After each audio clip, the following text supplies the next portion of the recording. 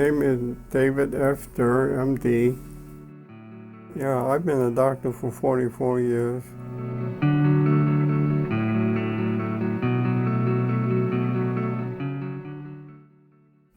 I was born in January 27th, 1932.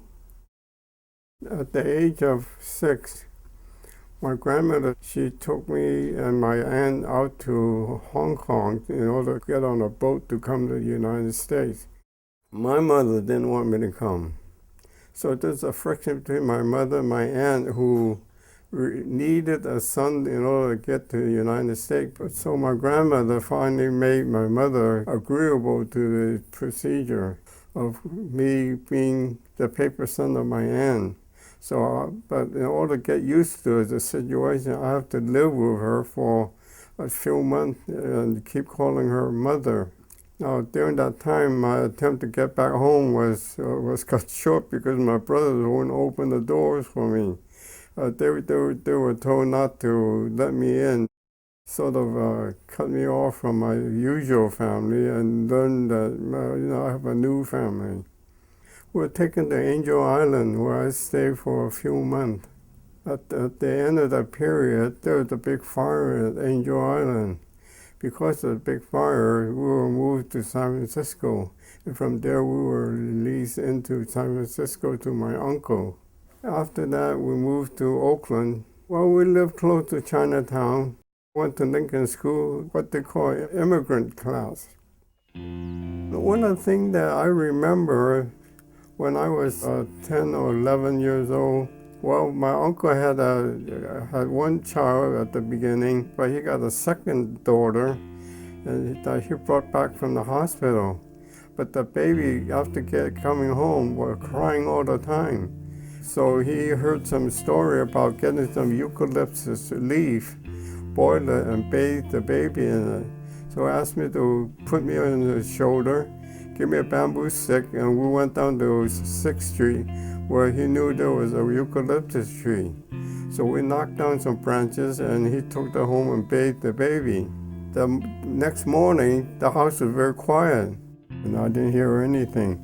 I thought maybe the baby got well, but no. When I saw everybody got a sad face, you know that the baby passed away. I never forgot that. And in thinking back at that time, I said, why didn't he take her to the doctor? Later on, as I thought about it, all the essence of what's happening in Oakland, Chinatown with new immigrants are the same thing. Lack of language, lack of understanding, no money, no knowledge of where to go. So these are the factors that influenced me to go into medicine. The other thing that drove me was as I was finishing high school. One day, Luther Fong said, going to San Francisco City College. I went with him, and he registered for pre-med. I said, what's pre-med? Well, that's when you want to become a doctor, okay? He asked me to do the same thing, because then we can go to school together. When I finished there, I transferred to UC Berkeley. Financially, it was a burden, but I heard that the Army would give you a GI Bill for education if you joined. So in 1952, I was drafted into the Army for 24 months and 2 days. I was in a hurry to get out of there. Afterward, I came back and continued on my pre-med school, and then I got a call just before I graduated from a Dr. Raymond Ng. Raymond Ng was a well-known optometrist in Oakland, Chinatown. He was also the councilman of Oakland. So he asked me if I want to go to med school at Howard University in Washington, D.C., an Afro-American school. I said, I never heard of it. I don't know anything about it. And after I read about Howard University, I found that it has one of the lowest tuition in the United States. So I fitted my budget, and it turned out pretty good. I live among the Afro-Americans, got to know a lot of them. I learned about their living standard, their prejudice and discrimination that they face. And I say, gee, we have almost the same problem, So I finished at Howard postgraduate, you got to go through internship. So I came back to California to Highland General Hospital. I did my internship there, and then I went on to do general surgery residency. I became a chief resident. Now, if you're a chief resident at Highland, you automatically get a position at one of the local hospitals to run the emergency room for a year. I was supposed to assume that position about a week before I graduated, but then they called me in for an interview, and they saw that I was Asian, and they didn't want an Asian physician. See, my name is Dur. They didn't know that's a Chinese name. Then they called me the next day, say, "Oh, we decided to hire a general surgeon coming out of the Army." But I had the feeling that I was doing something different, Like I say, I live among the blacks, and I know what kind of treatment they get, and this is kind of treatment we get at that time.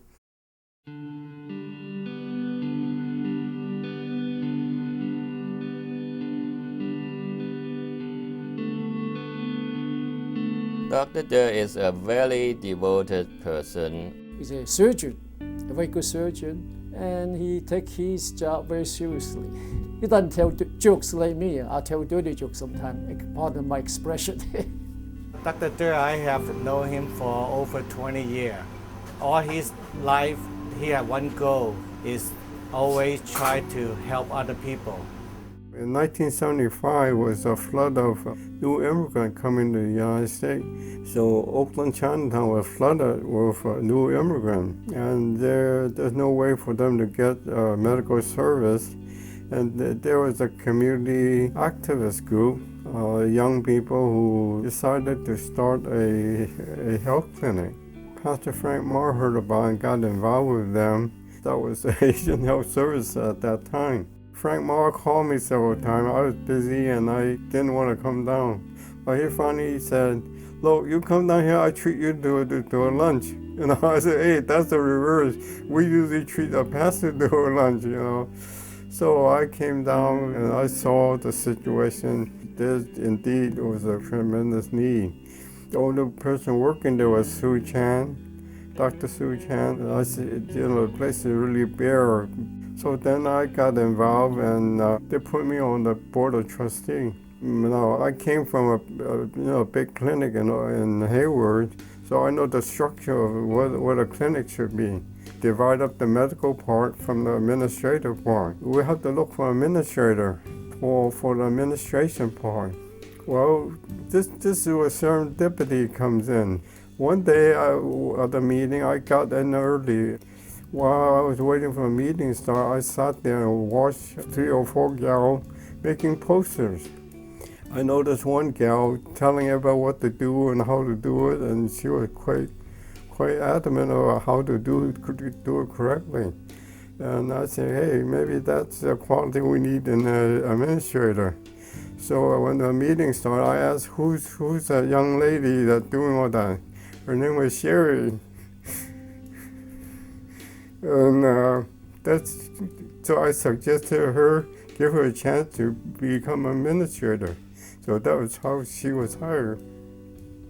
One day, she asked me to be at the hearing in Hayward. She was trying to get a grant from the city of Hayward. That day was stormy. It was one of the biggest rain in the year. And I said, gee, I hope they cancel the meeting, or Sherry would cancel. But as I thought about that, the phone rang. It was Sherry on the other end. She said, are you going to be there, right? I said, sure, Sherry. Sure enough, she came down.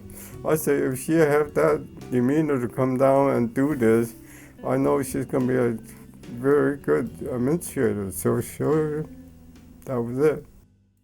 Well, I always feel that if you don't voice your opinion and try to get things going your way, you're not going to be heard and you're going to be ignored.